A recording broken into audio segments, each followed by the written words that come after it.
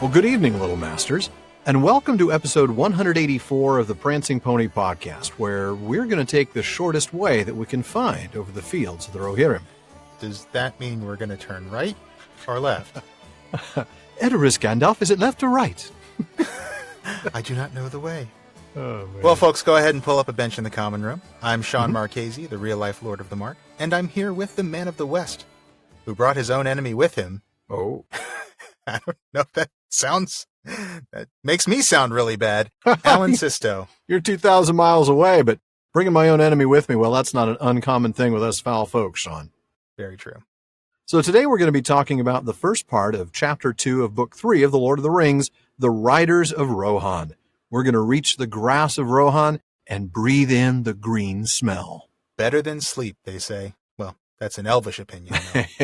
Yeah. Now, for those of you joining us for the first time, welcome. Here at the Prancing Pony podcast, we are working our way through J.R.R. Tolkien's Legendarium, a few pages at a time. We study the details, make connections to other writings, talk about our favorite themes. And we have a lot of fun along the way. So we're glad you've joined us. And we hope you'll be glad you joined as well. But before we get to tonight's chapter discussion, it's time for This Week in Tolkien History. So this episode is coming out on October 25th, and there are 3 interesting events that happened this week that we want to talk about in today's episode. Now, the first is on today's date. Once again, October 25th, if you're listening to this the day it came out. But October 25th in the year 1893 was the birth of Tolkien's childhood friend and fellow member of the TCBS, Robert Quilter Gilson. Rob Gilson met Tolkien at King Edward's School, where his father was the headmaster, and he actually became one of Tolkien's closest friends. Now, Humphrey Carpenter gives us a little profile on Gilson in his biography of Tolkien. He says, R.Q. had inherited from his father a lively face and a quick brain, but perhaps in reaction to the paternal enthusiasm for scientific invention, that's a reference to the fact that his father, who was the headmaster, was a bit of an amateur inventor and scientist, according to Carpenter. He devoted his private energies to drawing and design, at which he displayed a talent. He was quiet-spoken but witty, fond of Renaissance painting and the 18th century. Well, in Tolkien and the Great War, John Garth describes Gilson as highly sociable and also gives the impression that he was very much, as you said, an artist. Garth says, his passion is for pencil and charcoal rather than mud and sweat. Like John Ronald, Rob is often busy drawing or painting. Garth has done quite a bit of work on the life of Rob Gilson, in fact. In an article on Gilson in Tolkien Studies, Volume 8, Garth even gives us a window into his political beliefs. Conservative and patrician, suspicious of bureaucrats and radicals alike. In November of 1914, he left Cambridge, where he'd been reading for classics, and joined the Suffolk Regiment as a second lieutenant, and he sailed for France in January of 1916. But he found the war quite troubling, as I'm sure we all would, saying in a letter to his fiancée, Estelle, I can hardly bear the horror of this war. Men you have known and lived and worked with for 18 months carried away on stretchers bleeding. It makes me feel like peace at any price. It is all cold-blooded and horrible. Wow. And sadly, Gilson was the first member of the TCBS whose life was claimed by that horrible war, as he called it. Yeah. July 1st, 1916 was the first day of the Somme offensive, and Gilson was killed that day by an exploding shell as he led his platoon into no man's land. After his death, his commander, Major Morton, said Gilson had been like a son to him. He said, I am almost glad to be incapable of going back to my company. I feel I should miss him so at every turn. Now, Garth would write in Tolkien and the Great War that Gilson's death in the Battle of the Somme was a crisis that helped to catalyze and mature Tolkien's sense of creative purpose. Now, while that certainly bore some fruit for us, at the time it was a deep pain for Tolkien, as it should have been. Of course, yeah. Upon learning of Gilson's death, Tolkien wrote to their mutual friend G.B. Smith, who was the one who wrote to him with the news that Gilson had died. Tolkien said, I do not feel a member of a complete body now. I honestly feel that the TCBS has ended. I can't blame him. Yeah. But in a way, we're getting ahead of ourselves. Also happening this week, but 2 years earlier, October 31st, 1914, was the date of the meeting of the Big Four members of the TCBS. At least they were all four supposed to meet that day in Cambridge, which was a Saturday, just like this year. But Tolkien didn't show up. Garth reports that Gilson wrote disappointedly, Tolkien was to come too, but hasn't, as was to be expected. No one knows why he couldn't come, least of all Smith, talking about GB, who was with him in Oxford Friday night. Now, John Garth seems to have an idea why he didn't come. Garth writes that, in fact, Tolkien had simply stopped attending TCBS reunions. What seemed perfect to the impressionable Gilson was to Tolkien now tainted by a mood antithetical to the original spirit of the club. Hmm. It seems to me like, just reading Garth's words on it, it just seems like there were a lot of reasons why. And I want to thank Marilyn, our research assistant, for pulling together some of these for us. Yeah. I mean, I think in some ways the group were just kind of growing up and growing apart. I think it's something we've all experienced at one time or another. Sure. For what it's worth, Christopher Wiseman, the fourth member of the Big Four, whose name we haven't mentioned yet, seems to have had some similar feelings, according to Garth. But in addition to all that emotional stuff and growing up and growing apart, there was also simply the fact of just the cost of traveling up to meet his friends when Tolkien was pretty short on money, like a lot of college students tend to be. Yeah, no doubt about that. Now, keep in mind that there were a lot of other old friends from school that made up the TCBS at that time. It wasn't just the Big Four of Tolkien, Gilson, Smith, and Wiseman. But it was around that time that the Big Four started to distance themselves from the others.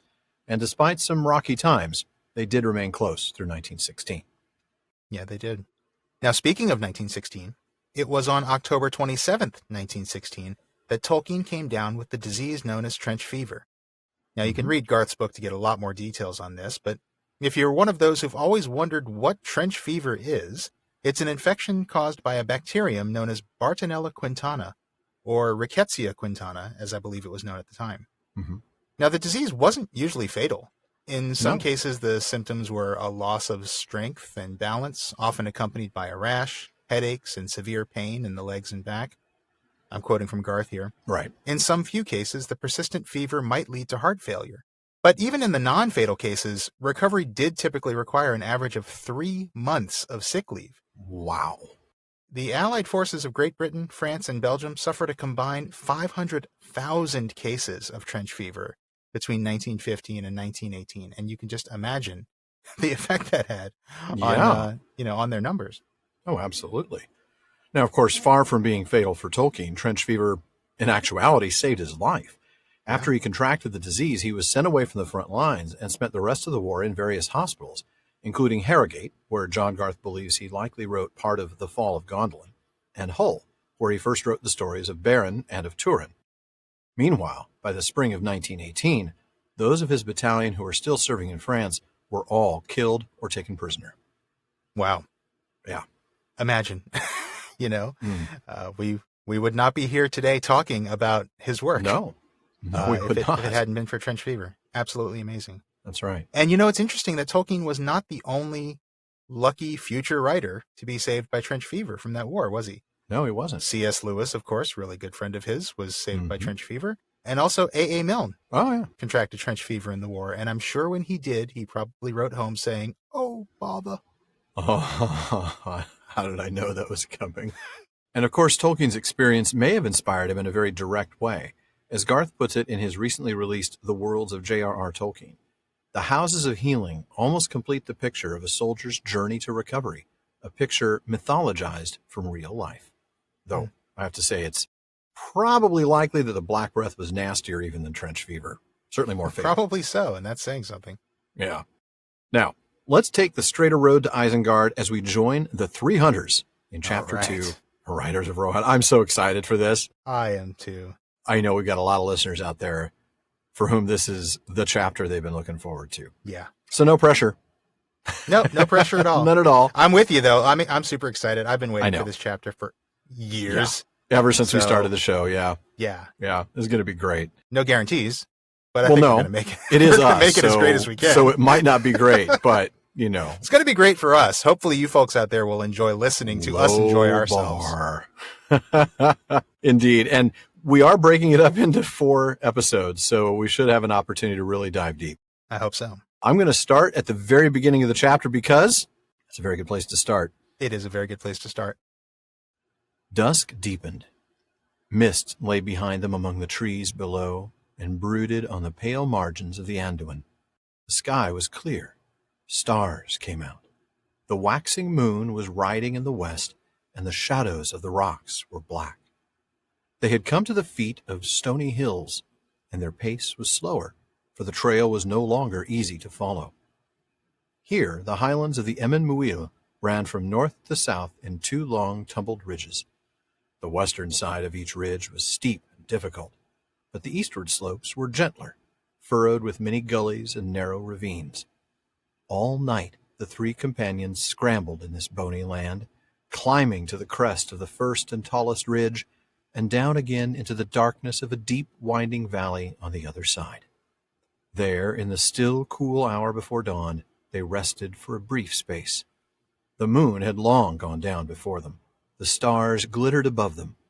The first light of day had not yet come over the dark hills behind. For the moment, Aragorn was at a loss. The orc trail had descended into the valley, but there it had vanished. Uh-oh. Wow. I love this description. It is so vivid and so just immensely... You're right there. Yes. You're right there in the action. Yeah. And we haven't stopped to appreciate this often enough, but, having started the show with the Silmarillion, where everything is so mythologized and almost outlined in a way, you don't really get those deep character descriptions and deep setting descriptions like you do here. No, very rarely. And The Hobbit is very vivid in its way, but it's still very, it's very childlike, very kids bookish. Mm-hmm. Yeah, it's a little more simple. Yeah. Lord of the Rings has just a few moments, many moments of just this awesome setting description. And this is one that, oh man, you're just right there in the action. And I love it. You really are. And I like how this, if you read it from the end of the previous chapter, it literally picks up where the previous one ended. Dusk came, they passed away, gray shadows in a stony land. Dusk deepened, misty lay behind. Yeah, we're talking a matter of minutes. This is less than an hour. Yeah. Yeah, dusk came and now it's deepened. Yeah. Yeah. And now the stars are coming out on the waxing moon. Mm. Now, Hammond and Skull point out that the moon is only 4 days past new here, and so it would be setting pretty early at night. Oh, very early, yeah. 4 days old. Yeah, I thought that was quite interesting.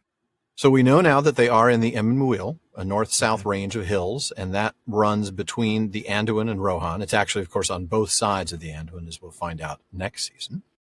And it's a very difficult land to traverse, isn't it? I mean, they're not walking. They're climbing. They're scrambling. This is a challenge. Bony land. I love that adjective to describe the land as bony. He could have said stony, which he actually says in the previous chapter. But here he says bony, which I just feel is more, I don't know, it's far more visceral. And It is, yeah. And I think it's really cool. Also, did you notice how much alliteration there is in this passage? Yeah, I don't think I noticed it until I started reading it.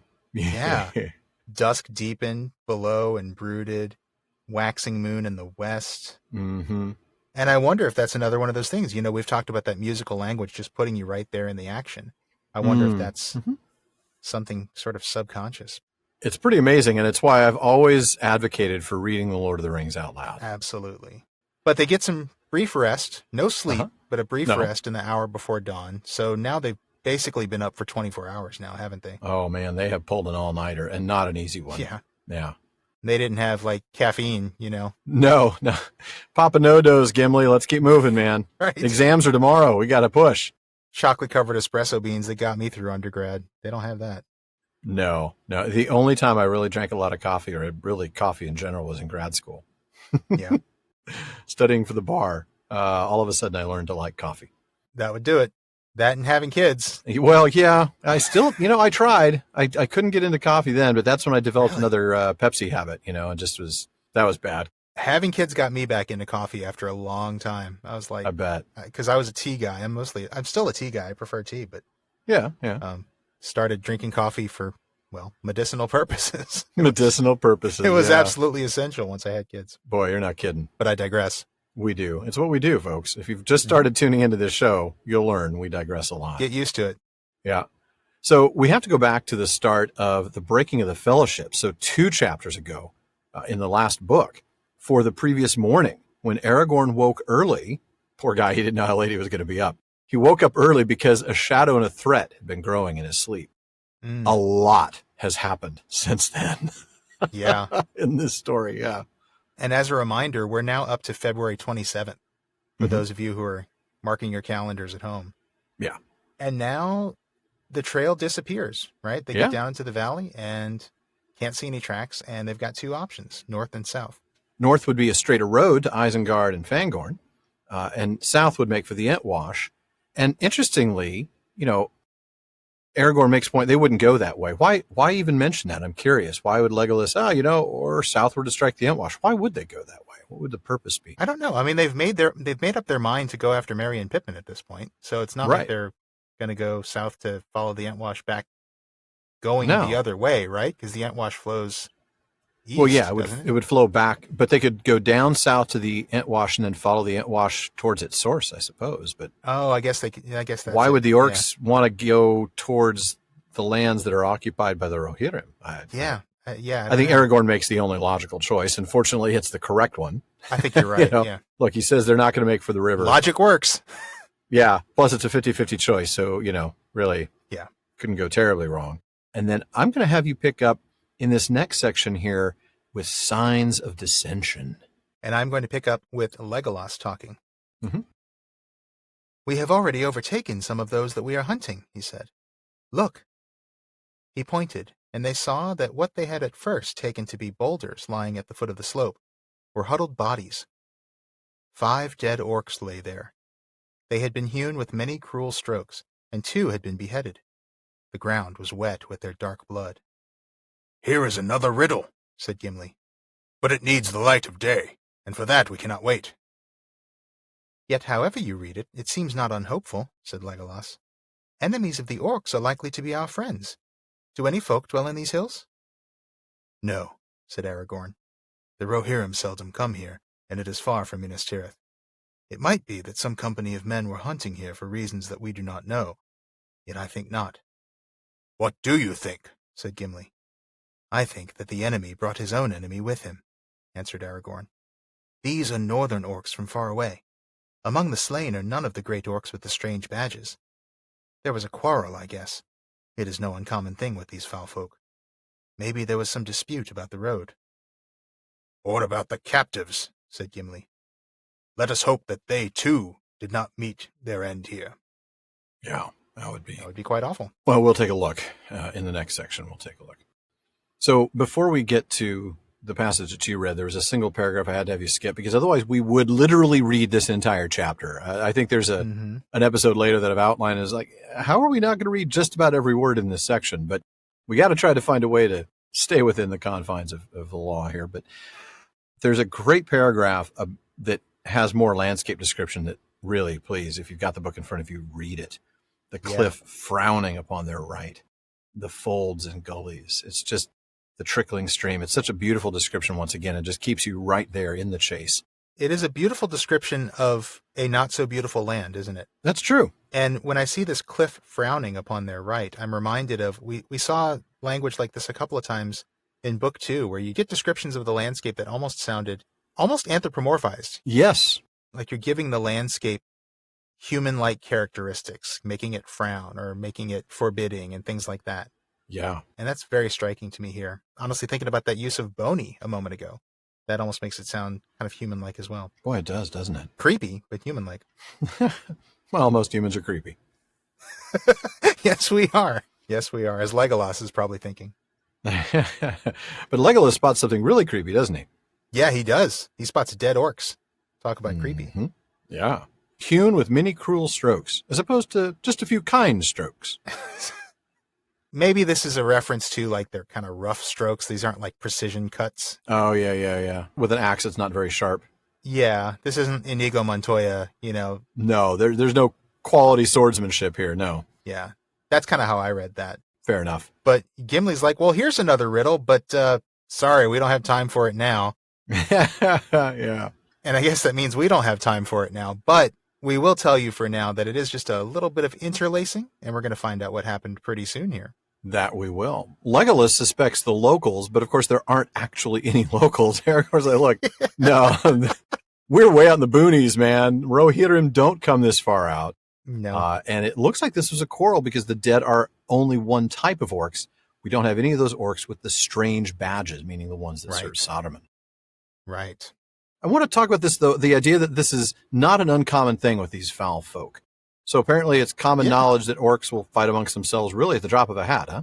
I think so. And I think this just kind of goes back to the conditions in which the orcs were created. I mean, we saw this in the Silmarillion quite a bit. We know that they were made by Morgoth in mockery of the elves, and there is something of Morgoth's corruption in them. And yes, I know Tolkien went back and forth about the origins of the orcs, and Well, he sure did, yeah. who knows what he was thinking on the day that he wrote this. But in most cases, he does see them as these sort of corrupted beings, corrupted elves. Mm-hmm. Sometimes he made them corrupted men in certain versions. But right. In any case, I think the point is that because they're creatures that have been made in mockery by Morgoth, they have Morgoth's nihilistic tendencies. They just want to destroy. That's right. And if they don't have humans or elves or dwarves or any good guys around to destroy, they're going to destroy each other. That's a good point. They can't live in peace. It just doesn't seem to be what they're made for. And it's a sad and terrifying thing to think about, but that does seem to be who they are. It is. Yeah, you're right. That's a very good point. I mean, the idea of orcs living in peace, and if they could only be rid of Sauron, then maybe these poor put upon orcs would actually be good people. Yeah. It seems like that's probably not the case, huh? Yeah, these aren't Warcraft orcs who, would just be farming and having villages if they could. I mean, these are... Right. Yeah, that's a great analogy, because, of course, I miss the Warcraft orcs. I like them. The Warcraft orcs were cool. Yeah, I thought the Warcraft orcs were pretty fun. I did, too. I used to play Warcraft 3 when you could play the... Oh, yeah. You could play orcs in a lot of different Warcrafts, but I especially remember Warcraft 3. The voices were a lot of fun. Though the only voice I can think of now is the human peasant. Job done. Oh, yeah. I love that one. I still use that, actually. Okie dokie. Yeah, exactly. Remember that one? I do. Okie dokie. Okie dokie. Oh, man. Great stuff. So, yeah, they're going to fight. And if they don't have will. anybody else around to fight, they're going to fight amongst themselves. But Gimli says what they're all thinking, which is, well, okay, if that happened, let's hope that Merry and Pippin weren't also killed in that brouhaha. He doesn't say brouhaha, but he should. And brouhaha. That's true. It's an underused word. It is, especially by dwarves. Especially by dwarves. That's true. I don't think there's really a Khuzdul word for brouhaha. Somebody will find one.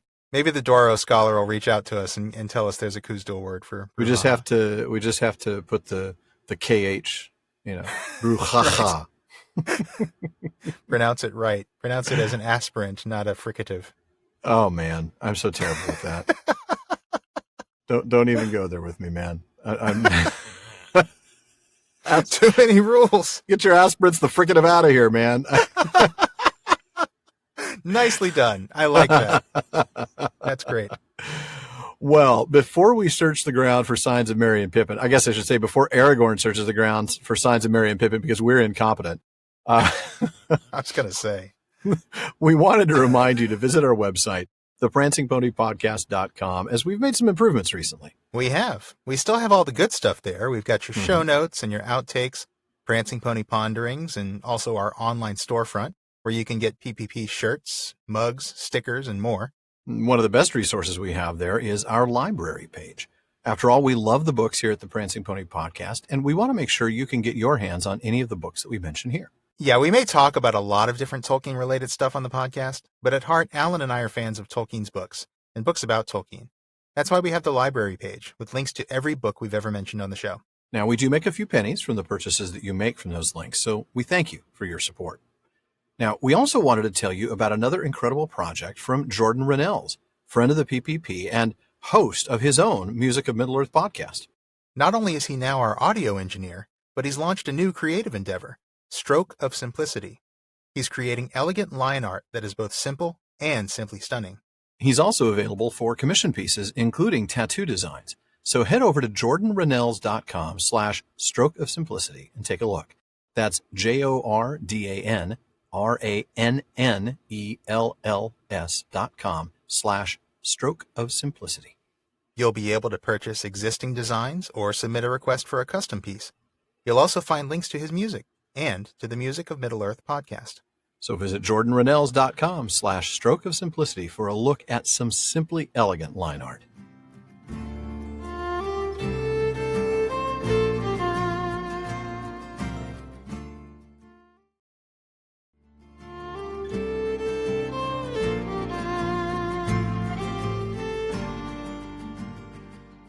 All right, well, the sun is coming up over Rohan, and it's time for us to return to the Three Hunters. Indeed. And Aragorn does search the ground, but he doesn't find any other evidence of the fight, and he doesn't find the corpses of Merry and Pippin hewn with cruel strokes either, which is a good thing, yeah. Thank goodness. But he does eventually find the track up a water channel, and that's where I'm going to pick up. Swiftly now the pursuers turned and followed the new path. As if fresh from a night's rest, they sprang from stone to stone. At last they reached the crest of the gray hill, and a sudden breeze blew in their hair and stirred their cloaks, the chill wind of dawn. Turning back, they saw across the river the far hills kindled. Day leaped into the sky. The red rim of the sun rose over the shoulders of the dark land. Before them in the west, the world lay still, formless and gray. But even as they looked, the shadows of night melted. The colors of the waking earth returned. Green flowed over the wide meads of Rohan. The white mists shimmered in the water veils, and far off to the left, 30 leagues or more, blue and purple stood the white mountains, rising into peaks of jet, tipped with glimmering snows, flushed with the rose of morning. "Gondor, Gondor," cried Aragorn. "Would that I looked on you again in happier hour. Not yet does my road lie southward to your bright streams. Gondor, Gondor between the mountains and the sea, west wind blew there, the light upon the silver tree fell like bright rain in gardens of the kings of old. O proud walls, white towers, O winged crown and throne of gold, O Gondor, Gondor, shall men behold the silver tree, or west wind blow again between the mountains and the sea?" "Now let us go," he said, drawing his eyes away from the south and looking out west and north to the way that he must tread. Wow. Such a great moment, and we'll get there in just a moment. Yeah. But yeah, first let's go back to the beginning of that passage, and actually right before that passage, you kind of hinted at this before you read, Aragorn looks and finds no other signs of the fight, which that's good news, right? No news is good news as far as Merry and Pippin are concerned. Yeah, you're not kidding. You don't want to find evidence of hobbit bodies or hobbit body parts. Oh, look, there's a hairy foot. Oh, that's not what you want to find. No. Yeah. And dawn is coming now. Dawn's going to be the fourth hunter. Sorry. It made me laugh just because it came out of nowhere. I just totally did. I thought, Dawn is coming. Great. Who's Dawn? Dawn is coming. Great. Good. Who's Dawn and why is she coming? Right. Or is it Dawn? Or Dawn. But I went with Dawn, Yeah, Dawn. She's coming with a chill wind. Indeed. And of course, we get more landscape description, and it's amazing. But in this case, we're looking at the landscape description I didn't read.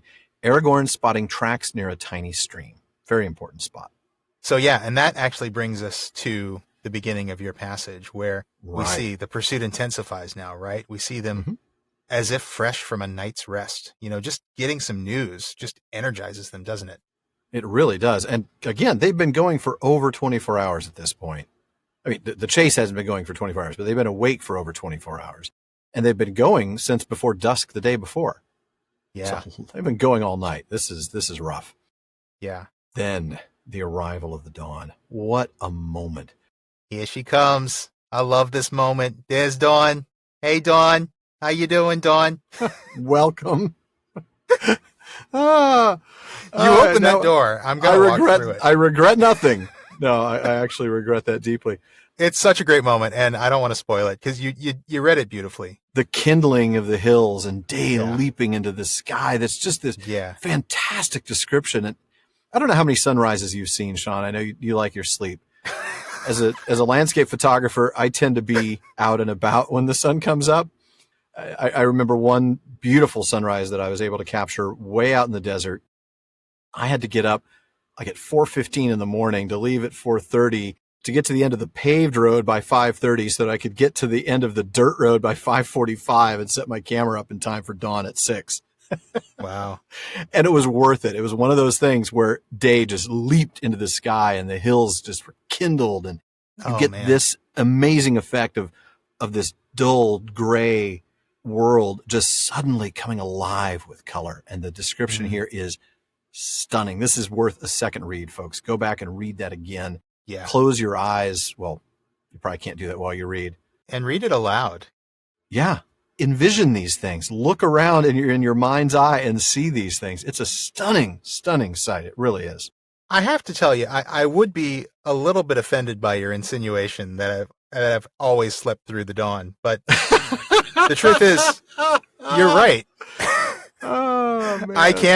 I can't even be outraged because it's absolutely right. I almost never wake up before the dawn if I can help it. Oh, of course not. You go to bed later than I do, and so I assume you wake up. Yeah, I'm a night owl and I'm a late riser. Yeah. I basically wake up just in time to, get showered and get to work. But that is my natural state. I discovered that during the time of hiatus when my family were out at my in-laws, and it was just me for a little while. I absolutely reverted back to my college days. I was going to bed at like 11:30, 12 o'clock, 12:30, getting up at 7 something. And now it's like, oh man, what do you mean my alarm's going off at 5:30? What is wrong with this world? But I will say I have woken up early a few times just to like go look at the stars. Sometimes if there's like a meteor comet shower or a meteor shower or something you want to yeah. see that's before the dawn. I'll get up for that. Or a couple of times I've woken up early to go fishing and things like that. Yeah. And I mean, when I do see the dawn, which admittedly is rare, mm-hmm.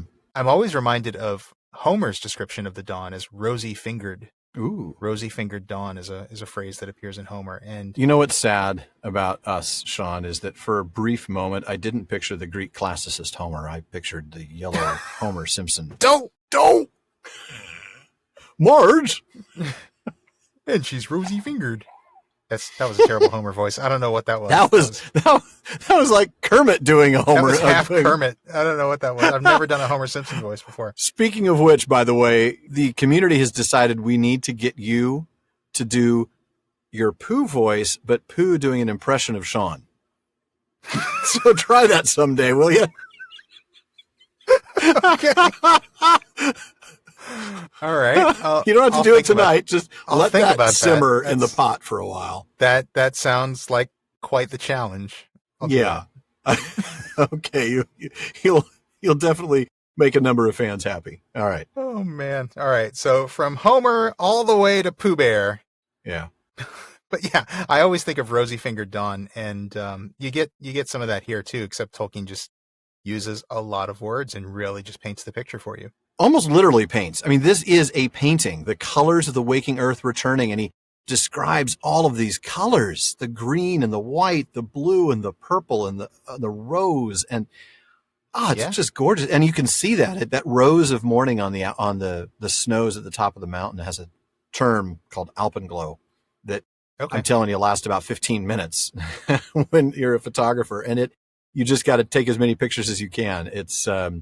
It's an amazing moment when you get that glow on the snow on the top of the mountains. It's worth getting up for dawn. Can you take a picture for me and send it to me? Because I'll probably never see it. You got it. I'll post some to our page. Unless there's something interesting in the sky to see. Besides that, something to make me. Well, yeah, besides the sun. All right. All righty. Well, moving on from that, then we get Aragorn's little verse about Gondor, don't we? Yeah. I love that. I assume this is probably something that he has not just written on the spot. I gather that this is something he's reciting from memory. I think so. I don't know what I'm basing that on, but it just seems like that. What do you think? I agree. Like we talked about recently with the funeral song for Boromir, even though that looked like it was made up on the spur of the moment, it undoubtedly was not. It was some sort of, a template-based piece. And that Aragorn himself had some time as he was watching over the bier while Legolas and Gimli went and got the boats to compose some verse. Yeah. I think in this case, this is almost like, Hail Alma Mater. This is this is like the city's song, is some sort of. This is like Gondor the Beautiful. This is like a classic song, a song of. Yeah. Oh, say can you see? Yeah. Patriotic song. Yeah. No doubt about that. I agree. Yeah. But then he sings it, and he somewhat regretfully decides, can't waste any more time. Yes, I want to go there, gazing at it longingly, as you do, but not the time right now. So we don't have time to waste. Let's move on. And he seems to have to take effort there, doesn't he? Drawing his eyes away and then looking out to where he has to go. Yeah. Very much so. Down the road that he must travel. Very nice. Now, before we move on, I know I've got a passage I'm going to read in a minute, but before we do, I want to I want to hear, you've got something on this winged Yeah. crown, don't you? I do. And I'm sorry. I was just thinking of when I was first hearing that song as a teenager and thinking, why does he want to carry a laser down the road that he must travel? I did not understand the lyrics of that song. Laser down the road. Yeah, I didn't get that either. All right. That was before the days where you could just type in the song and type lyrics in Google and boom, up pops all the lyrics. And you're like, anyway. wait, what do these words mean? Yeah. Oh, yeah. that's then it got too. even crazier. Okay. Right. Yeah. So about that crown, we see this crown in much more detail in 3 seasons, Book 6, Chapter 5, The Steward and the King. But because that's so far off, I'm going to read that for you now. I think we'll allow that. Well, I appreciate that. It was shaped like the helms of the guards of the citadel, save that it was loftier, and it was all white, and the wings at either side were wrought of pearl and silver in the likeness of the wings of a sea-bird, for it was the emblem of kings who came over the sea. And 7 gems of adamant were set in the circlet, and upon its summit was set a single jewel, the light of which went up like a flame. Oh, that's a crown, man. That's a crown. That's a super cool crown. That is. That's like crown plus 2, man. That's got to add to his charisma roll, don't you think? Absolutely. As if he needs that. It's like somebody who's already got a natural 18 getting something that gives him a plus 2. Thanks a lot, man. Give that to the guy in the party who's got a 7, who's always getting like arrested by the shopkeepers for walking in the store. To be fair, until he went to Rivendell and took a shower a few weeks ago. Well, yeah, that's true. He didn't have very high charisma. No, he did not. You're right. He definitely had some disadvantage when he was in Bree. Mm-hmm. Quite true. All right, fair enough. Well, you're going to pick up immediately where I left off with the east wall. Okay. The ridge upon which the companions stood went down steeply before their feet. Below it, 20 fathoms or more, there was a wide and rugged shelf which ended suddenly in the brink of a sheer cliff, the east wall of Rohan. So ended the Aemon Muil, and the green plains of the Rohirrim stretched away before them to the edge of sight. "Look!" cried Legolas, pointing up into the pale sky above them. "There is the eagle again. He is very high. He seems to be flying away now, from this land back to the north. He is going with great speed. Look!" "No, not even my eyes can see him, my good Legolas," said Aragorn. "He must be far aloft indeed. I wonder what is his errand, if he is the same bird that I have seen before. But look, I can see something nearer at hand and more urgent. There is something moving over the plain." "Many things," said Legolas. "It is a great company on foot, but I cannot say more, nor see what kind of folk they may be. They are many leagues away, 12, I guess, but the flatness of the plain is hard to measure." "I think none the less that we no longer need any trail to tell us which way to go," said Gimli. "Let us find a path down to the fields as quick as may be." "I doubt if you will find a path quicker than the one that the Orcs chose," said Aragorn. Well, yeah. I mean, they're going to take the most efficient route possible because that's what orcs do. They're not. That's what orcs do. They don't enjoy the scenic route. They just go straight to where they're going. They're going to tumble down the path, even if that means like 2 or 3 of them sprain ankles on the way. They're just going to take the shortest way. Oh, yeah. But let's be honest, this is a pretty big cliff. We notice here that he says 20 fathoms. Well, we know that a fathom is about 6 feet, so we're talking about 120 feet. This is the height of a 10 to 12-story building, so this is not a small ridge. Wow, that's a high cliff. You're right. It really is, yeah. And speaking of things that are high up, let's talk about Legolas and this eagle that he sees. Oh, yeah. Now, they kind of speculate about what this bird is, what he's up to. I'm actually going to flash forward a few chapters to the White Rider, where you find out a little bit more. When they meet Gandalf again, spoilers, Gandalf actually tells the 3 hunters that he did not know about Merry and Pippin's capture. "Until the eagle told me," he says. When Legolas tells him he saw this eagle, Gandalf explains, "Yes, that was Gwaihir the Wind Lord, who rescued me from Orthanc. I sent him before me to watch the river and gather tidings." Mm-hmm. That's right. But Aragorn can't see him. Yeah. Talk about what do your elf eyes see, right? Yeah. Not even my eyes can see him. So, I mean, Aragorn knows he has good vision. We'll have more on this soon, won't we? Oh, yeah. We're going to have an entire sidebar on elvish eyesight next week when Legolas picks out the number of beard hairs on the riders from some equally absurd distance. It's just beyond belief what he's able to tell. Yeah. Elvish opticians are like shooting ranges. You know, like Yeah. The distance to the eye chart has to be Right. so far. I mean, anyway, that's a really Can you nerdy read thing to say. this? I'm sorry. From It's a really goofy image to get into your mind, but that's hundreds suddenly of what popped yards into my away. mind. Can you read Right, exactly. this? Yeah, 3 or 4? yeah. 3 or 4? Right. Have you ever gone in and actually been fitted for lenses? And they're constantly It's like- swapping out the they're constantly swapping out, and they get up to you like just get a 5 or headache 6, after a 7 couple or 8. minutes, and you're like, yeah, oh, screw exactly. this. I They don't get know. to like 7 or 8. I'm like, okay, stop. Just please stop. I can't tell the difference, man. Just One get is the laser, brighter, the other please. is sharper. They both stink. Right. Anyway, But if you're an elf, I think Yeah. anything within field goal range, you're going to see 20/20. I don't think there really are elvish opticians now that I think about it. Probably It would be not. like hobbit shoemakers.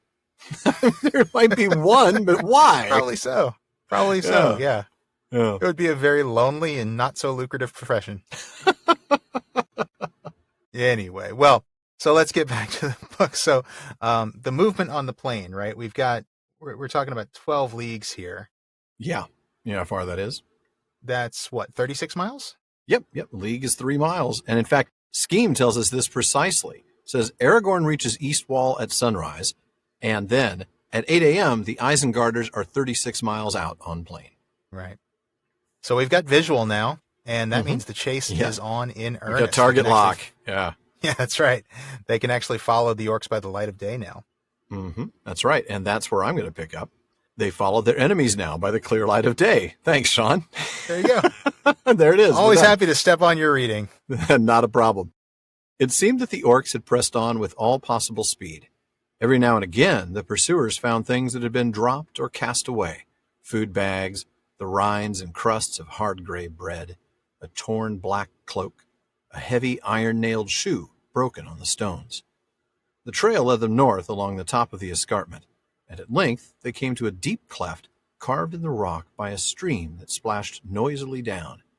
In the narrow ravine, a rough path descended like a steep stair into the plain. At the bottom, they came with a strange suddenness on the grass of Rohan. It swelled like a green sea up to the very foot of the Emyn. The falling stream vanished into a deep growth of cresses and water plants, and they could hear it tinkling away in green tunnels down long, gentle slopes towards the fens of Entwash Vale far away. They seemed to have left winter clinging to the hills behind. Here the air was softer and warmer and faintly scented, as if spring was already stirring and the sap was flowing again in herb and leaf. Legolas took a deep breath, like one that drinks a great draught after long thirst in barren places. "Ah, the green smell," he said. "It is better than much sleep. Let us run." "Light feet may run swiftly here," said Aragorn. "More swiftly, maybe, than iron-shod orcs. Now we have a chance to lessen their lead." Indeed. I think they do. This is a cool passage. I like this Isn't it? passage a lot. I do too. Yeah. You know, a lot of people like the sort of environmental message of Tolkien. You know, Ents rising up, Yeah. destroying Isengard. This is a really subtle passage for that, but there is a bit of that here, and I kind of love it. Oh, yes, there is. Yeah. I mean, you've got the orcs as they press on, just leaving this trail of trash. You know, Yeah. food bags, bread, cloaks, just like all kinds of junk they're just leaving behind them. They're not just the din horde, they're also litter bugs. Yeah. Pack it out, man. Yeah. Yeah. It's really, they're orcs. Let's be clear. They don't care. That's exactly it. They don't have respect for Arda. They go out of their way to cause damage to the environment, you know? Exactly. And you really see that here. You see, because again, we've seen these beautiful descriptions of nature, all the colors, and in the next paragraph, we're going to get this really, I don't want to get ahead of ourselves, but you know, you're going to Gorgeous. get all sorts of contrast to this just disgusting trail of trash that the orcs are leaving behind themselves. Yeah. In fact, we'll get to that right now. Down the ravine to the plain and to the grass of Rohan. We've got to look at this description again. They come with this strange suddenness upon it. I mean, it's just instant. They go from the rocky, bony land of the Emyn, and you get this grassy plain that swells like a green sea up Like to the a foot of the green mountains. sea. I love that metaphor. Oh. I guess it's a simile technically, but I Well, love yeah. that. It's so cool. especially when you think about what the sea represents to Tolkien. And it's not like he's trying to draw such a specific connection here, but again, it's a really nice callback. It is. It's a great way to envision this. Yeah. You can imagine yourself on the shore of an inland sea or the shore of a large lake, and just the water lapping at the edge at the shore. And that's what you're seeing here with the green of the grass and the wind sort of moving it around. Oh. And if you've ever stood on the shore and just breathed in that sea air, you can get a sense of what Legolas is feeling right now when he takes this deep breath and he gets this green smell, and how it's like this, it has this renewing effect on him. It just sort of clears the sinuses, just kind of fills him with energy. And he says it's better than much sleep. I mean, granted, that's his opinion. Well, he's an elf. Right, exactly. And we'll talk about sleep later too, actually. Yeah. Yeah. It's sort of almost a recovery, isn't it? Recovery, escape, consolation. It is, absolutely. Yeah. Yeah. It's a very natural kind of recovery, the kind of recovery that comes from being out in nature, I mean. Yes, yes. And it makes sense that the elf would be the one to point this out. Yes, it would. No, that absolutely makes sense. But he's not the only one who feels something from this. No, Aragorn sees an optimistic opportunity here, right? Hey, we can go faster than these heavily armored, heavily shod orcs. We're going to be able to move much more quickly over this land than they can. Yeah. And I think they do, though eventually they'll have to rest, and that will be their downfall in that case. But they are going to chase them, and that's where you're going to pick up. Once again, picking up literally where I left off. All right. They went in single file, running like hounds on a strong scent, and an eager light was in their eyes. Nearly due west, the broad swath of the marching orcs tramped its ugly slot. The sweet grass of Rohan had been bruised and blackened as they passed. Presently Aragorn gave a cry and turned aside. "Stay," he shouted. "Do not follow me yet." He ran quickly to the right, away from the main trail, for he had seen footprints that went that way, branching off from the others, the marks of small, unshod feet. These, however, did not go far before they were crossed by orc prints, also coming out from the main trail behind and in front. And then they curved sharply back again and were lost in the trampling. At the furthest point, Aragorn stooped and picked up something from the grass. Then he ran back. "Yes," he said, "they are quite plain. A hobbit's footprints. Pippin's, I think. He is smaller than the others. And look at this." He held up a thing that glittered in the sunlight. It looked like the new opened leaf of a beech tree, fair and strange in that treeless plain. "The brooch of an elven cloak!" cried Legolas and Gimli together. "Not idly do the leaves of Lorien fall," said Aragorn. Oh, there's the line. There's the line. I tried not to Vigo it too much, but... Not idly do the leaves of Lorien fall. Yeah, I can't Vigo it because I can't do Vigo, but right. It's a great line. It is a great line. And it's another one of those moments where I do feel like the scriptwriters did a good job. When they take the language and they use it exactly where it's supposed to be used, that's when it's at its most powerful. Yeah, I agree. So the chase continues single file like hounds. I love it. Oh, man, I love this. Yes. Oh, yes. I'm going to resist the urge to say who let the dogs out. Oh, sorry, I just said it. Oh Sorry. No. It's out there now. You can't take it back. No, but we can at least make sure you don't sing it. And we could take it back. We could have Jordan remove it. No, we won't do that. No. But I wouldn't dare sing it. But this is a great moment of interlacing where we get to see yes what happened. Right? That's exactly we get to right. See the trace of what happened.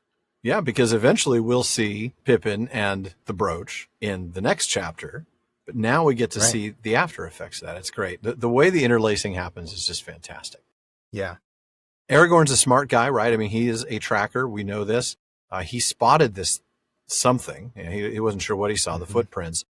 And he runs off the trail, but don't follow me yet, right? I need you not to mess up the footsteps. I need you not to doing the ranger thing. Yes, yeah, exactly. Yeah. Don't mess up the tracks. That's right.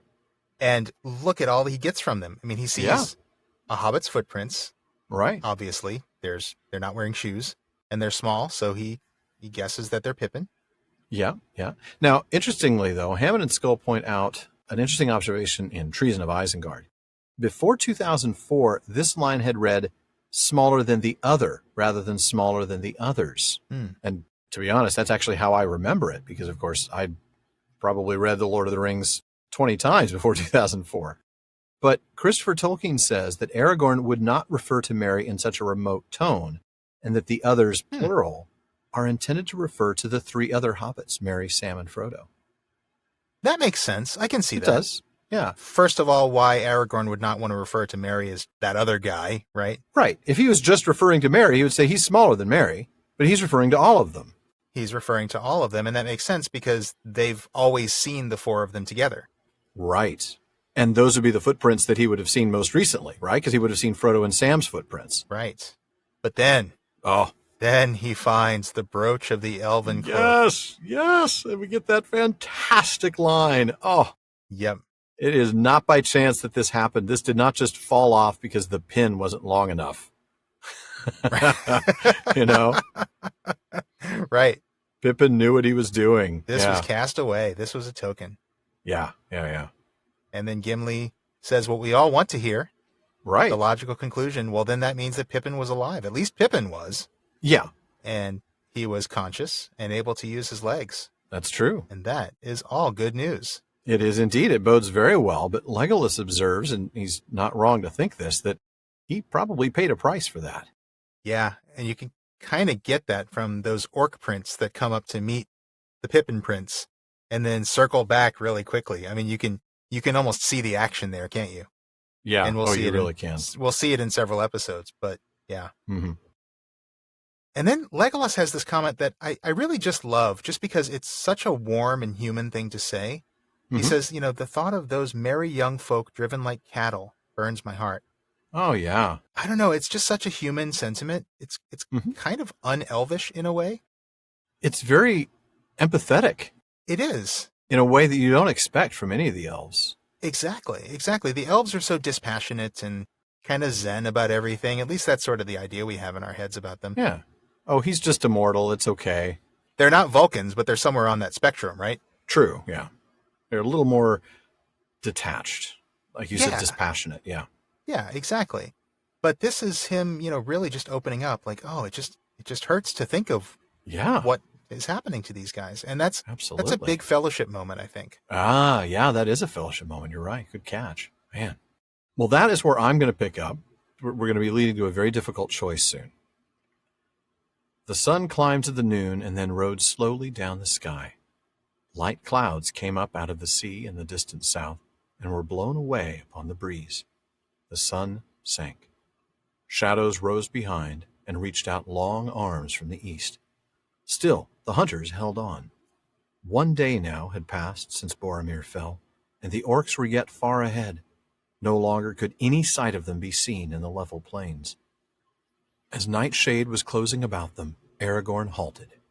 Only twice in the day's march had they rested for a brief while, and 12 leagues now lay between them and the eastern wall where they had stood at dawn.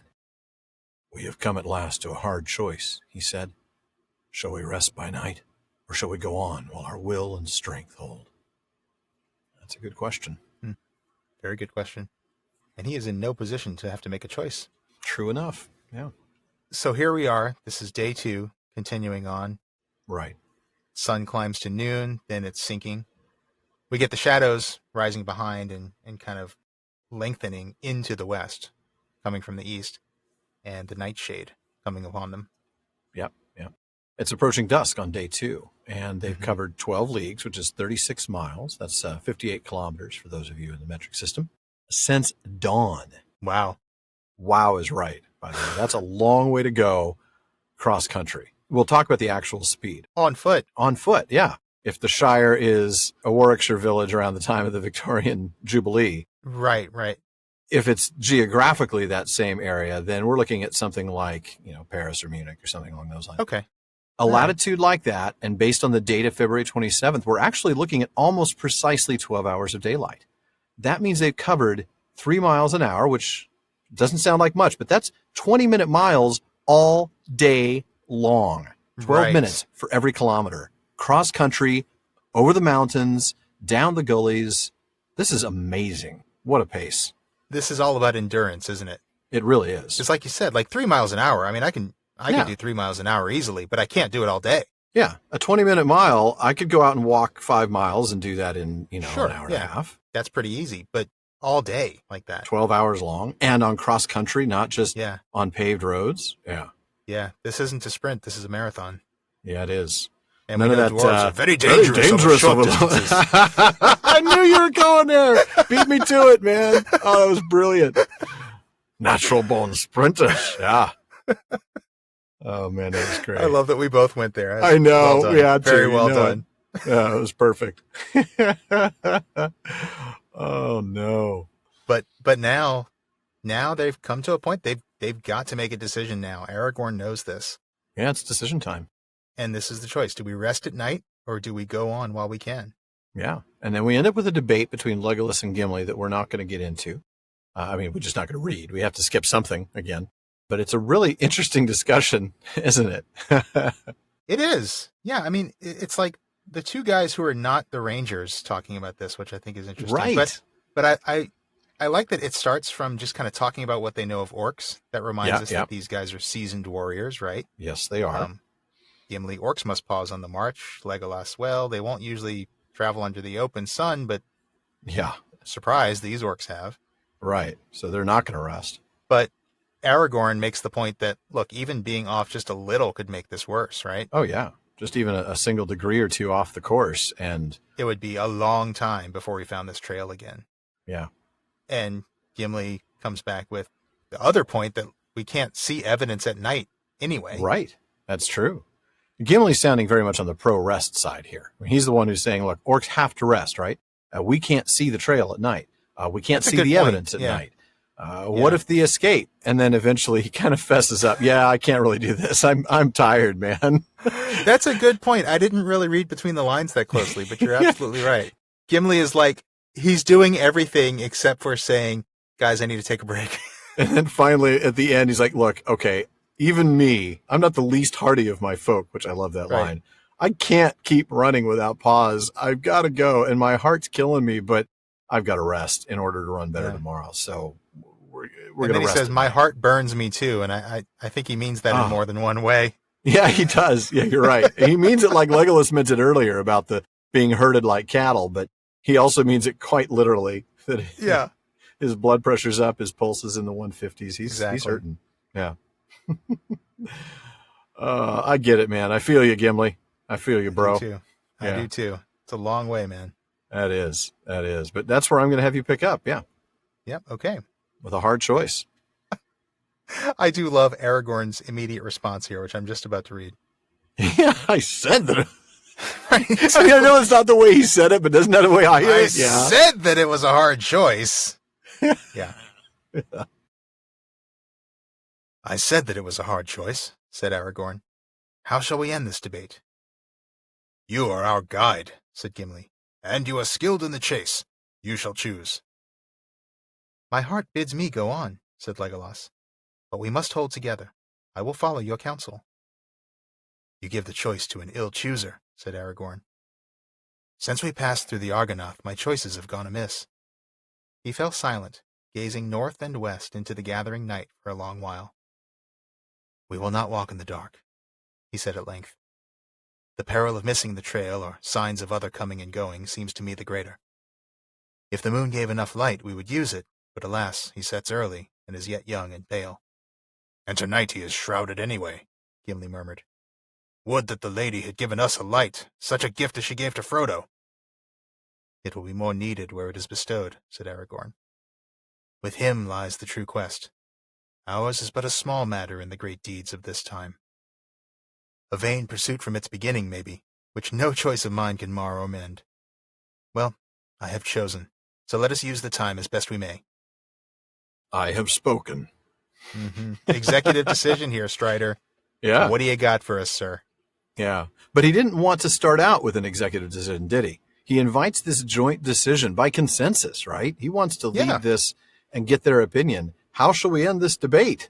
I don't think he's really setting aside his leadership role. I said he wants to lead by consensus here. I think he's just maybe testing them a little bit. Hey, are you guys going to still defer to me? I think he's just a good leader, and I think he's just building consensus. Yeah, teamwork makes the dream work, man. Yeah, I think so. I mean, I think he knows both of these guys by now. I think he knows that Yeah. they're going to do what they're going to do.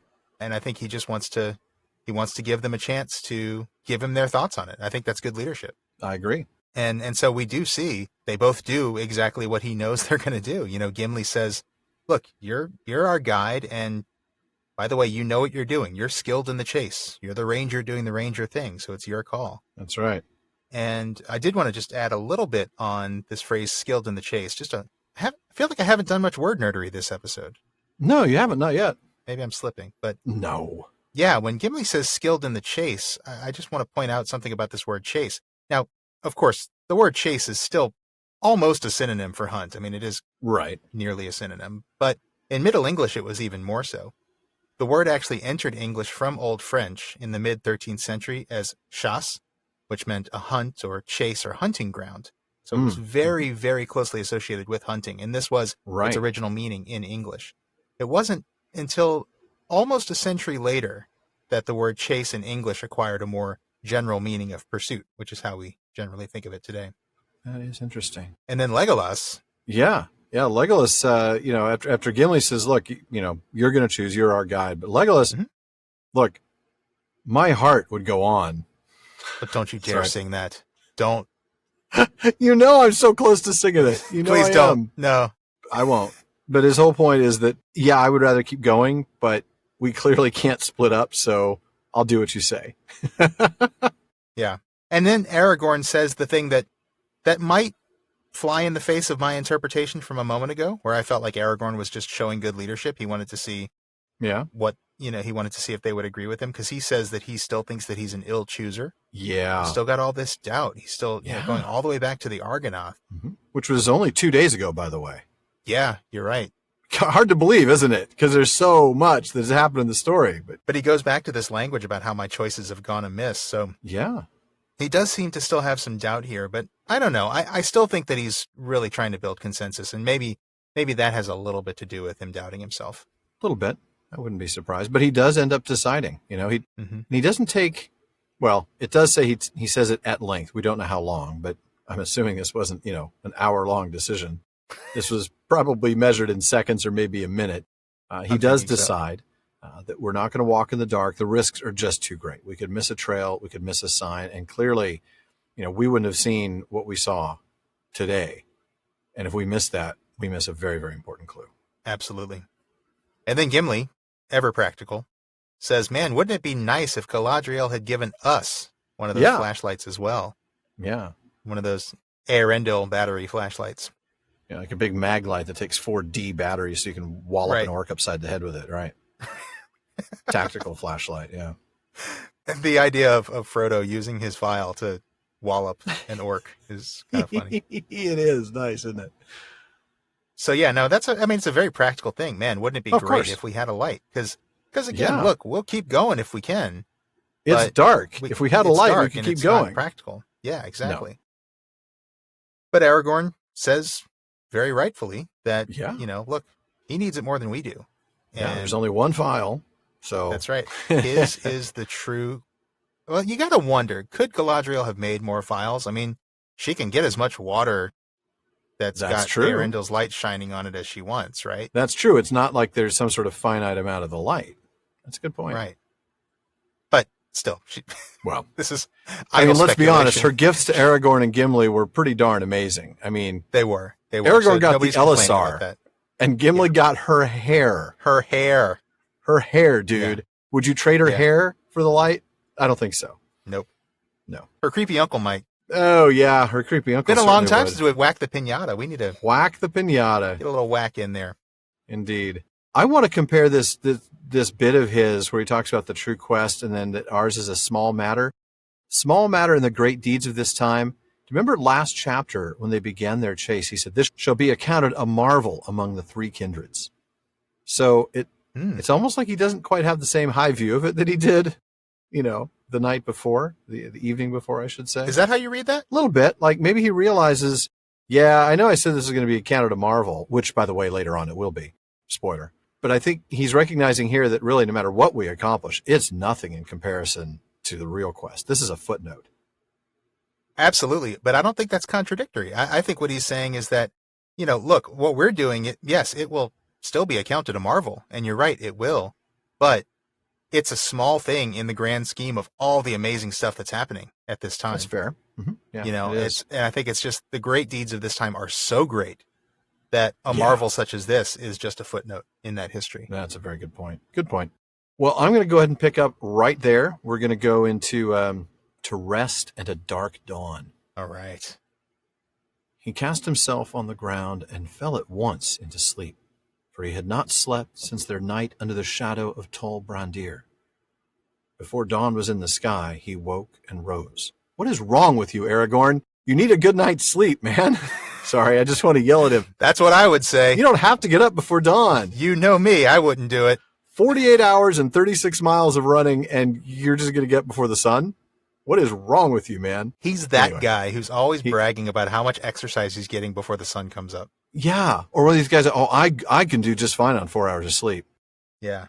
Great. Good for you, man. All right. Let me get back to the text. My apologies. All right. Before dawn was in the sky, he woke and rose. Gimli was still deep in slumber, but Legolas was standing, gazing northwards into the darkness, thoughtful and silent as a young tree in a windless night. They are far, far away, he said sadly, turning to Aragorn. I know in my heart that they have not rested this night. Only an eagle could overtake them now. Nonetheless, we will still follow as we may, said Aragorn.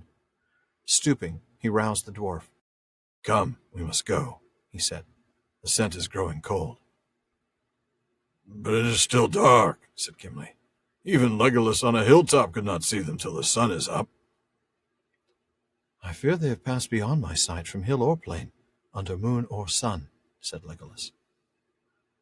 Where sight fails, the earth may bring us rumor, said Aragorn. The land must groan under their hated feet. He stretched himself upon the ground with his ear pressed against the turf. He lay there motionless for so long a time that Gimli wondered if he had swooned or fallen asleep again. Dawn came glimmering, and slowly a gray light grew about them. At last he rose, and now his friends could see his face. It was pale and drawn, and his look was troubled. The rumor of the earth is dim and confused, he said. Nothing walks upon it for many miles about us. Faint and far are the feet of our enemies, but loud are the hooves of the horses. It comes to my mind that I heard them even as I lay on the ground in sleep, and they troubled my dreams. Horses galloping, passing in the west. But now they are drawing ever further from us, riding northward. There we go. All right. So this is getting less good newsy, isn't it? But let's go back to the beginning here. So it's been nearly 48 hours of running. I think we've talked about the fact that they've been doing this for 2 days. Yeah. No surprise that Aragorn falls asleep, right? None. I would. No. 48 hours? I would have been asleep on my feet, man. I don't know how he did it. Yeah. And then, of course, he wakes before dawn, which I mocked him for. I mean, frankly, though, it's just better than I could do. I wouldn't even try. After 48 hours and 36 miles. Yeah. Right. And to be clear, now that it's dawn, it's now February 28th. We're going to try to keep you abreast of the calendar as we go through this. Always. Gimli's still asleep. So first Aragorn talks to Legolas, who's disheartened. Yeah. This is bad. They haven't rested, and they're, we're losing them. They're so far away now, we can't possibly catch them. Yeah. Yeah. Only an eagle could do it now. Yeah. But Aragorn says, nonetheless, we will still follow as we may. Boy. It's very Beowulfian, isn't it? Isn't it? Yeah, absolutely it is. And I love that moment. And I love the moment after it when Aragorn wakes Gimli up, because I especially loved your Gimli just woken up in the morning voice. That's exactly what I was trying to do. It wasn't my regular fantastic. Gimli voice. It was fantastic. I wasn't It was expecting Gimli it. I was with his like, eyes closed. Yep. That was fantastic. Thanks. I'm glad you picked up on that. But yeah, so it's like, all right, let's get going. Gimli's like, man, the sun's not up yet, dude. Oh, man. And then Aragorn checks the earth for news. This is a really interesting skill. I didn't get a chance to study this. Maybe this is something we look into for the P5. Do you have any information on this sort of technique? I know we've seen it in movies before. This isn't the only time I've ever seen somebody supposedly put their ear to the ground to pick up information. But I mean, I guess he's just hearing footsteps. But can you really hear or even feel the vibrations, I should say, of feet or horses' hooves from miles away? I don't know. I mean, that's a good question. I mean, the ground would have to be pretty firm, wouldn't it? Yeah, I imagine so. I mean, the only thing that I can compare it to, because I am not a ranger and I don't wake up before dawn or any of the awesome things Aragorn does. No, we do not. But, it's like when you press your ear to a door and you can hear what's on the other side better. Sure. This is not my field at all, but there are some ways in which solids can transmit sound, right? Transmit vibrations better. Oh, of course they do, yeah. So I think that's what this is based on, but maybe somebody out there knows more about it. Yeah, that's true. Anybody knows, let us know, but we'll investigate a little bit for the P5. I think it really is an excuse, as Gimli thought, for him to just lay down and get another 5 minutes sleep. I mean, just looking ahead to the last paragraph you read, I mean, he is describing the sounds that he's hearing, the hoofs of the horses versus the feet of our enemies. So, I mean, the thing is, I don't know, I would not recognize the difference between hoofs and feet, I don't think. Especially not iron-shod feet. That's true. Iron-shod orc feet would likely sound pretty similar. Versus iron-shod horses, right? So, right. The strides would be different, right? The running would be, just a standard bipedal run. Right. And with the horses, you get the sort of rhythmic thing. Right. I mean, unless Aragorn can tell the difference because he realizes the Rohirrim are actually using coconuts. Of course. Then you can really tell the difference. Of course. But, coconuts are not migratory, Right, right. You've got 2 empty halves of coconut and you're banging them together. And yes, those are my knuckles, just as they should be. Very nice. Oh, man. They hurt now. Serves you right. It does. It does serve me right. But anyway, yes. So Back to all that. He does, whatever the scientific basis for this, he does come away with a lot of information. Yeah. He figures out that the enemies are far off, the horses are nearer, or the coconuts, whatever they are. They were headed west, but now they're riding north. Right. And we know where they're going because we've had the advantage of reading this before, and we know the interlacement, and we'll find out a little bit more later when we actually meet said people on said horses. That's right. Can't wait for that. Which isn't this week, folks. I know that you all want to meet Éomer really, really badly. I do too. I can't wait to meet him. He is one of my favorite characters. But a day we're going to really do this but chapter just not right. this day. That's right. A day may come when we may meet Éomer. And of course, he's riding a horse, so, Éomer might sound a little bit like John Wayne riding a horse and heading off into the sunset. But he might not, because I love you guys. Yeah, we'll see. All right. So you're going to pick up there. We're now on the 3rd day of their pursuit, as the first line of your reading says. Thanks a lot. I return the favor. Thank you, Sisto. Appreciate that. You're welcome, sir. So the 3rd day of their pursuit began. During all its long hours of cloud and fitful sun, they hardly paused, now striding, now running, as if no weariness could quench the fire that burned them. They seldom spoke. Over the wide solitude they passed, and their elven cloaks faded against the background of the gray-green fields. Even in the cool sunlight of midday, few but elvish eyes would have marked them, until they were close at hand. Often in their hearts they thanked the Lady of Lorien for the gift of Lembas, for they could eat of it and find new strength even as they ran. All day the track of their enemies led straight on, going northwest without a break or turn. As once again the day wore to its end, they came to long treeless slopes where the land rose, swelling up towards a line of low humpbacked downs ahead. The Orc trail grew fainter as it bent north towards them, for the ground became harder and the grass shorter. Far away to the left, the river Entwash wound, a silver thread in a green floor. No moving thing could be seen. Often Aragorn wondered that they saw no sign of beast or man. The dwellings of the Rohirrim were for the most part many leagues away to the south, under the wooded eaves of the White Mountains, now hidden in mist and cloud. Yet the horse lords had formerly kept many herds and studs in the East Emnet, this easterly region of their realm, and there the herdsmen had wandered much, living in camp and tent, even in winter-time. But now all the land was empty, and there was a silence that did not seem to be the quiet of peace. Ooh, that's foreboding. Mm-hmm. That is really foreboding. I like this bit at the beginning of your passage, going on with this incredible energy, right? This phrase about as if no weariness could quench the fire that burned them. I love that. Yeah. Yeah. It's the same sort of thing that we saw earlier when they were fired up by the sunrise and Yeah. by knowing where they were headed. So much It's so they're this not even willpower talking and very this hope much. that they have, you know? Yes, it is hope. And there's so much energy that they literally aren't even speaking to each other. They're just focusing on getting the job done. Right. Right. That would make for a terrible podcast, absolutely. If we were just so energetic about this book that we just didn't talk. That we seldom spoke. Yeah. That would be a That would problem. be awful, actually. But for these guys, it works. A lot shorter, though. That's true. Yeah. That's true.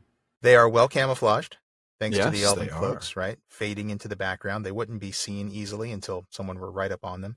And we'll see that again soon, won't we? Yeah, we will. And we get this mention of Lembas. Yes. Thanking Galadriel for having it. Hey, you got a bunch of lembas recipes back when we talked about lembas on the show last season. I did did, you end up making yeah. any of those? I didn't. No. No? I need Not to. yet? Okay. Well, that's right, because you're too busy making sourdough. I had to curtail my baking a little bit just I bet. because I'm not waking up before dawn to go exercise. So it was either That's true. less baking or new pants. So fair I opted for less trade-off. baking. Yeah. Fair trade-off, yeah. But I will bake it soon. I can see, yeah. I can't wait. I'll have to try your lembas one of these days. Yeah. All right. Next time we get together in person, someday. I also want, I know, which will probably be Texmoot if the coronavirus is, under any sort of control. Mm-hmm. That's the hope. Yeah. I'll have to make some lembas for that. Yeah. I agree. Hopefully it's under at least enough control that I can travel to you and that it'll be an in-person event, even if we're all standing a few feet apart wearing masks. That's the hope. Yep. Which, is most likely at this point. Right.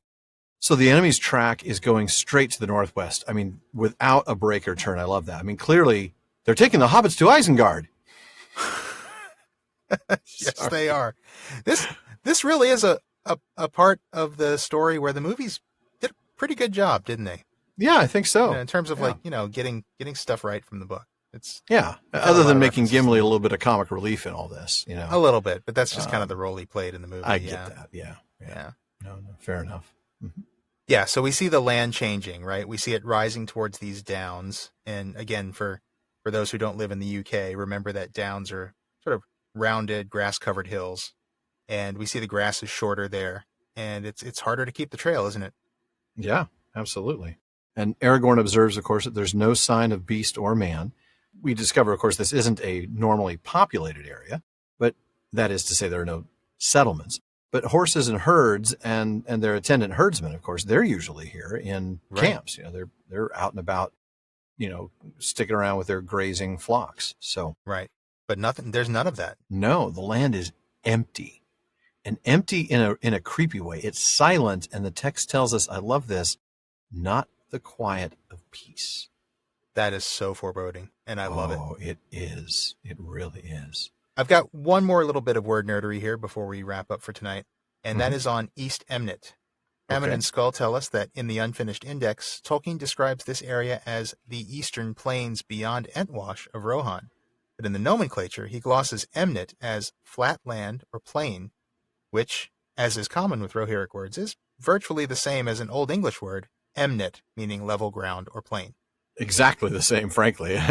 Level ground, flat land. That's a very good point. Potato, man. That's that's a good point. Yeah, but we'll see that a lot with Rohirric words. Fair call out on my reading the dictionary definition a little too literally. But, Well, the land may be empty and silent, but as you know, it's rarely silent here, and it's almost never the quiet of peace, I have to say, but that's okay. Certainly not. How else can we answer a question from Bartleman's bag, right? That's right. But another thing that's not quiet, the talk continues all night long at the Prancing Pony. That's right. Our loquacious listener community keeps the conversation going in all of our social media spaces.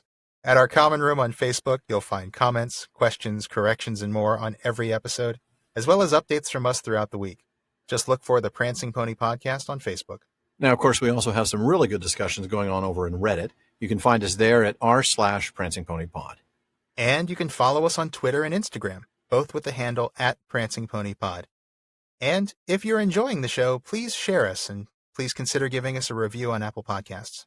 Definitely. And if you want exclusive content like postscripts, full bonus episodes, live Discord events with Sean and me, and episodes without digital ads, then check out patreon.com/prancingponypod, where you can support the show by joining the fellowship of the podcast. Now, let's see what messages Barliman has brought to us. Sean. All right. Well, as I said in the intro, this episode is out on October 25th. So that means it's time for us to fish out any questions about Halloween or having anything to do with Halloween. It's a little bit like rummaging through my kids' candy bags looking for Reese's cups that I can claim before they know they have them. Daddy, why is all I have left Almond Joys? Because I took all the good stuff. I would probably take those too. I'm one of those weird people who likes Almond Joys. Man, so there is something wrong with you, dude. My kids just need to keep their candy bags away from me because I will take all their candy. But anyway, hopefully they won't be listening to this.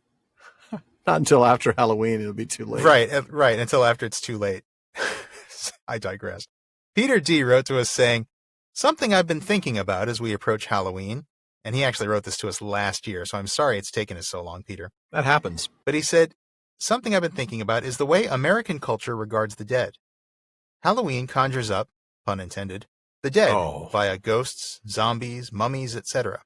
But the holiday does not move us to really consider the nature of death or the memory of those who have moved on, as other cultural holidays might. In the legendarium, Peter says, proper burial and commemoration of the dead is very important. Boromir, Theoden, and Fingolfin are just a few examples that come to mind. Of course, we just saw Boromir's last episode. Yeah. So I have a two-part question. What cultural traditions is Tolkien drawing on in placing this importance on dead bodies? And did Tolkien ever share his thoughts about Halloween or similar holidays in his time? He then goes on to wonder what sort of Halloween Tolkien would have preferred, especially given his Catholic worldview. Oh, wow. Well, thanks to our research assistants, Julia and Thomas, we have some answers. Tolkien's funerary scenes seem to draw on the 6th and 7th century Anglo-Saxon burial mound tradition.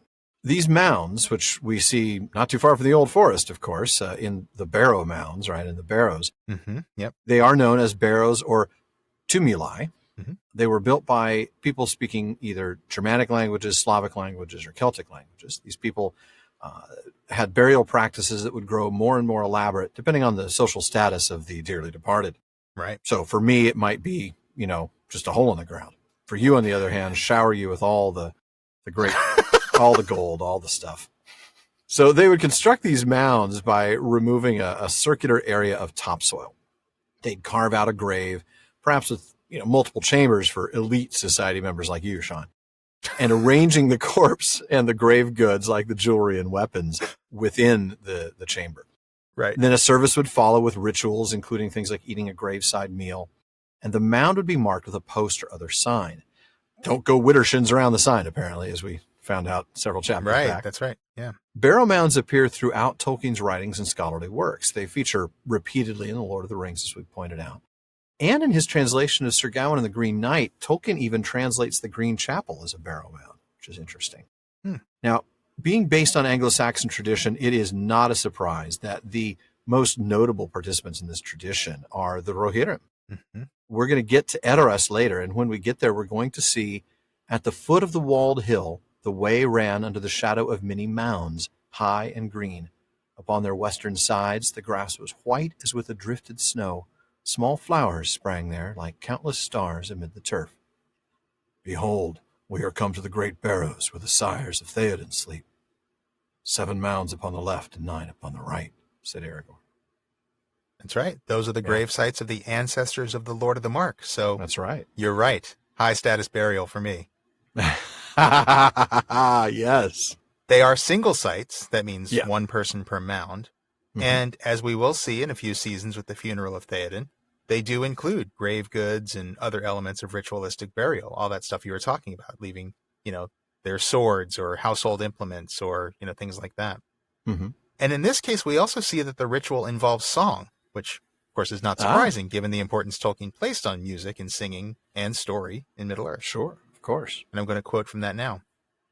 He was laid in a house of stone with his arms and many other fair things that he had possessed, and over him was raised a great mound, covered with green turves of grass and of white evermind. Then the riders of the king's house upon white horses rode round about the barrow, and sang together a song of Theoden, Thengil's son. The words of the song brought a light to the eyes of the folk of the Mark, as they heard again afar the thunder of the hooves of the north, and the voice of Eorl, crying above the battle, and the tale of the kings rolled on. Oh, man. That sounds like the title of a song, and the tale of the kings rolled on, Yeah, by a heavy metal band called the Thunder of the Hooves of the North. You know? Yes, it does. And then, of course, they would do a cover of Knights in White Satin. It would be Knights on White Horses. There you go. Riders on the Storm. Riders on the Storm. Yes, definitely. By the way, I realize now that when you are buried, you won't be able to be buried in a mound. Do you know why? Why? Almond Joy's got nuts, mounds don't. I'm sorry. Oh, that's just awful. It's so weird, but still pretty good. Oh, I like it. Man, that was bad. Yeah. It's terrible, but it worked. On every level. It really it does. Strangely worked. That was actually just spur of the moment, because of course I made that Almond Joy Mounds connection. Yeah. Anyway, Man. Sorry. I've got that tune running through my head now. You've got me. I'm hungry for candy now, dude. Oh, I'm sorry, man. It's like 11:30 at night. You should not be hungry for candy. I should not have candy. That's bad. Moment on the lips, lifetime on the hips. All right. That's right. Going back to the answer, which I'm sure he's waited a year. What's another 2 minutes, right? In contrast, after the Battle of Helm's Deep, Tolkien writes of the burial of soldiers. So these are more common burials. "Look," said Gandalf, "friends have labored here." And they saw that in the midst of the Eot, a mound was piled, ringed with stones and set about with many spears. "Here lie all the men of the mark that fell near this place," said Gandalf. "Oh no, Eomer speaks. I have to come up with an Eomer voice." No, I won't, not yet, because we haven't met him in the text. "Here let them rest," said Eomer. "And when their spears have rotted and rusted, long still may their mounds stand and guard the fords of Ison." Well, here let them rest. And when their spears are rotted and rusted, long still may their mounds stand and guard the fords of Ison. Oh my goodness, that's just awful. All right. Thank you. So rather than lying in their own individual barrows, these soldiers are buried together in a single mound near the site of the battle, their spears marking their place of rest. And interestingly, even non-human Rohirrim soldiers, we know who we're talking about here, receive honored burial. After victory at the Pelennor Fields, Theoden's fallen horse, Snowmane, is buried in his own barrow on the battleground. That's right. Powerful moment. And that's also not an uncommon thing, apparently, in Anglo-Saxon history. Interesting. Yeah. Wow. Well, burial mounds are not the only funeral traditions Tolkien includes in The Lord of the Rings. As we saw just last chapter, Boromir receives what's basically a modified ship burial, like a canoe burial, but still basically the same concept. It's a very small ship. Yeah, exactly. But that reflects even older northern funeral practices. And we did speak of the connection to Beowulf back in episode 183, but it turns out that there's a letter that we probably should have mentioned as well. In letter number 257 to Christopher Bretherton in 1964, Tolkien makes this connection to ancient northern funeral traditions quite explicit, actually. And he's talking about the Lost Road, which I think most people are familiar with. It's one of his early versions of the story of Numenor. It had a time travel element to it involving sort of repeated occurrences of certain father and son relationships throughout history. And here's what Tolkien said. "It started with a father-son affinity between Edwin and Elwyn of the present, and was supposed to go back into legendary time by way of an Eadwina and Alfwina of circa AD 918, an Odwen and Alboen of Lombardic legend, and so the traditions of the North Sea concerning the coming of corn and culture heroes, ancestors of kingly lines, in boats, and their departure in funeral ships." There you go. Now, as for the part of the question about Tolkien's Catholic beliefs, let's take a look as we approach the holiday of Halloween. Now, we tend to talk about Halloween as having roots in ancient Celtic traditions, but the reality is that what we think of today as Halloween is, frankly, an American evolution of a bunch of different traditions. And really, it would have been pretty unfamiliar to Professor Tolkien. Yeah. By all accounts, Halloween just wasn't much of a thing in the UK, as we know it today, until late in the 20th century. As a Catholic, Tolkien would have been more familiar with the long-standing Catholic tradition of the Feast of All Saints, or All Hallows, on November 1st, along with the subsequent week-long celebration in commemoration of the deceased and departed, who are celebrated on All Souls Day on November 2nd. Now, listeners might know that Halloween used to be just the eve of All Saints, right? All Hallows Eve to go before All Hallows Day. Right. And until 1956, All Hallows Eve was actually a liturgical vigil in the Catholic Church, which Tolkien likely observed during his lifetime. And during that, Catholics would pray for the souls in purgatory. Right. And these prayers for the dead actually led to a custom called souling, where children went door to door asking for the names of those to pray for in exchange for souls or soul cakes, which were traditionally baked for Halloween and All Souls Day. Souling actually continued into the early 1900s, I think really the middle of the century about in some places. Yeah. And that makes it very possible that Tolkien experienced, or at the very least had heard of the custom. Oh, sure. And also, as a man of Britain, he probably would have been quite familiar, and possibly very negatively so, with the British tradition of bonfire night on November 5th. Yeah. This was a Protestant celebration with, unfortunately, some anti-Catholic overtones once upon a time. Yeah. So, yeah, there's really no shortage of festivals around that time that Tolkien would have known about, but carving pumpkins and eating sugar till you vomit and spooking your friends, that's not a bunch of customs that he would have had much of an opinion on. No, that's true. Well, and here's a fun one. Ella S. in California, she's one of the patrons we give a shout out to every episode, asks what she says is a really random speculation question. What do you think that each of the Fellowship, plus Faramir, Elrond, Gollum, and Éowyn, would be for Halloween? So she wants us to come up with 13 Halloween costumes. 14 if we count Gandalf twice. I love this question, Ella. It is Thank a great you very question. much. It is a good one. I can't promise I can come up with one for everybody, but I'll try. No, I know. Some of them I'm not so sure. But I honestly think Sam would go at, by the way, I thought about all in-universe stuff because that's just how I was thinking. But I love what you came up with, and we'll get to that. But I think Sam would go as Gandalf with the beard, the hat, and everything. He admires him, but can poke fun at him. I think he loves Frodo too much to dress up as him. Yeah, that's fair. But he loves Gandalf just enough less to go ahead and be him and be a joke about it. I think it'd be hilarious. Him I can mock. Exactly. Frodo I won't mock, but Gandalf I'll mock. Gandalf I'll mock. Gimli, I don't know. I think this is so wrong. I think he'd go as Celeborn. He's got a special connection with Galadriel. Oh man. No. With the long straight hair and the white gown. Still knocking on their door. Oh, hello, man, Galadriel. Trick How or do you treat. like me now? Trick or treat. All right. So Faramir might get a dig in against his dad and actually go as the last king of Gondor, Eorl. You know, he knows where he stands with his dad, so why not? Yeah, why not? Éowyn, it depends on when we're talking about Éowyn, but I think right up until the end of the book, she would have considered dressing up as Arwen to try to trick or treat Aragorn. Oh man. Again, it's the Gimli Celeborn thing.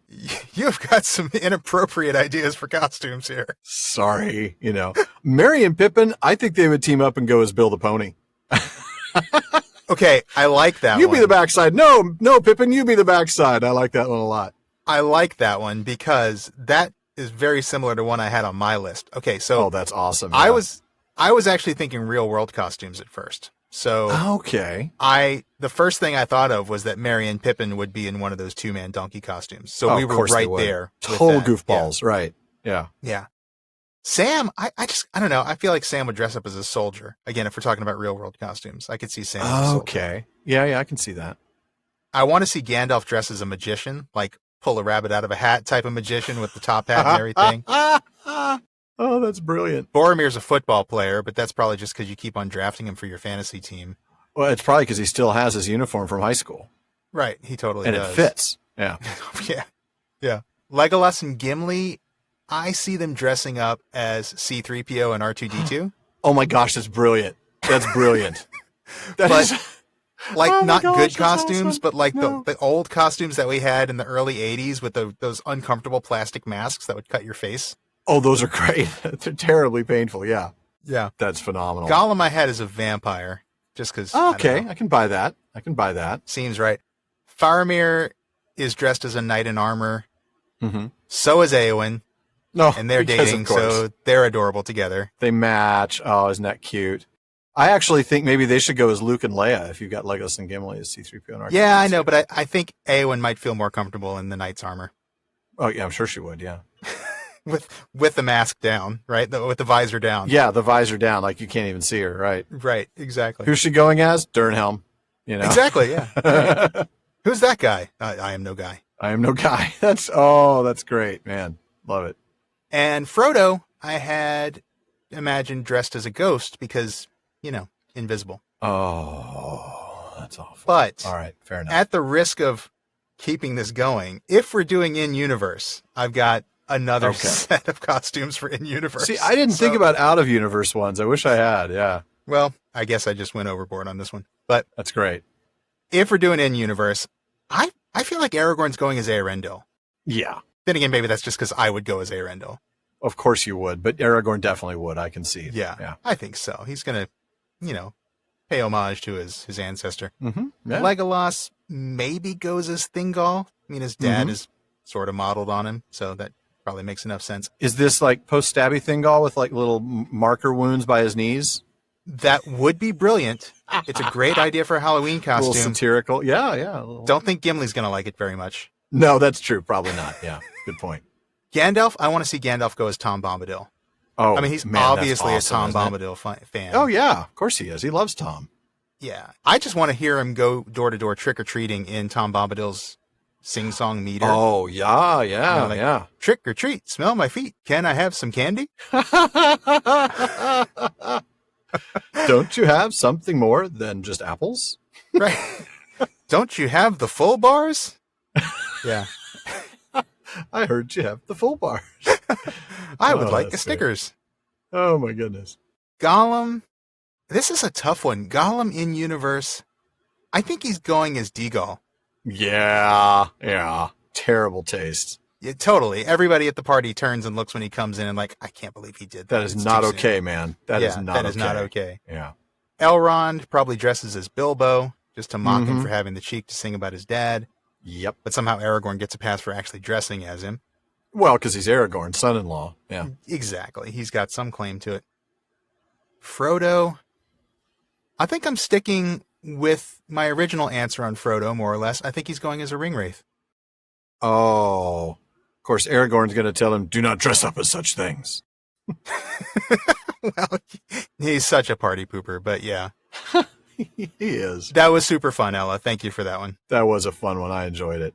But folks, that wraps it up for another episode of the Prancing Pony Podcast. But please be sure to join us again next week when the Soviets invade Colorado. You might want to read it again. I don't think that's what Legolas meant when he mentioned the Red Dawn. Oh, Wolverines! I don't think we're going to find Patrick Swayze or Charlie Sheen anywhere in Rohan. No! At least not this year. All right. Anyway, we want to take a moment to thank our patrons at the Cure Dance contribution tier. James in Virginia, Tamsin in Minnesota, Chad in Texas, Lance in New Jersey, Paul in Colorado, Jerry in Texas, Bruce in California, Mario in Utah, Seth in Texas, Ella in California, Joseph in Texas, Kathy from North Carolina, Lori from Washington, Josh in Oklahoma, Carlos in California, and Brian from the UK. Thank you all so much for your support. Now, we also want to thank the team that helps make the show better. That includes research assistants Marilyn R. Pakila, Tanya Plashkova, Julia Matthews, and Thomas Karat, all of whose work appeared in this episode, along with our barlowman, Becca Davis, producer Jordan Rennells, social media manager Casey Hilsey, and event and Patreon community coordinator Katie McKenna, along with website guru Phil Dean.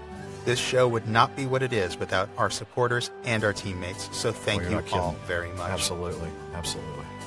Now, folks, be sure you don't miss any episodes of the Prancing Pony Podcast. Subscribe to the show through Apple Podcasts, Spotify, or whatever your favorite podcast app is.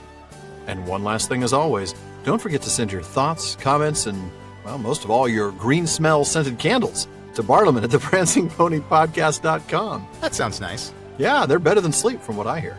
That's what I hear too, and Bartleman's a lot more reliable these days, but we do get a lot of mail, folks. So be patient, we'll get to you as soon as we can. And your question or comment may be featured on a future episode. As always, this has been far too short a time to spend among such excellent and admirable listeners. But until next time. Farewell, friends.